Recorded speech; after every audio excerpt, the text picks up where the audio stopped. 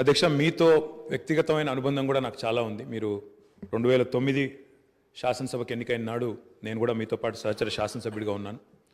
ఆనాడు తెలంగాణ ఉద్యమంలో కూడా మీరు మీ వంతు పాత్ర పోషించినారు.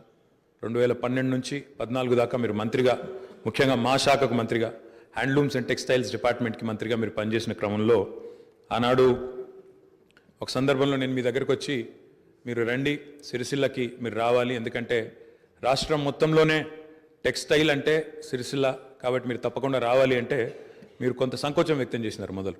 మరి ఇప్పుడు ఉద్యమం ఉధృతంగా ఉంది, నేను మంత్రిగా ఉన్నాను, ఈ సమయంలో వస్తే ఏమైనా ఇబ్బంది ఉంటుందా అంటే, లేదు మనం కలిసే పోదామని చెప్పి ఆ రోజు మీరు రావడమే కాకుండా ఆనాడు మరి బ్రహ్మాండంగా మీరు వచ్చి అక్కడ కార్మికుల సమస్యలు విని తర్వాత చాలా సమస్యల పరిష్కారానికి మీ స్థాయిలో మీరు కృషి చేసినందుకు కూడా మీకు మనస్ఫూర్తిగా ఈరోజు మళ్ళొకసారి అభినందనలు, ధన్యవాదాలు కూడా తెలియజేస్తూ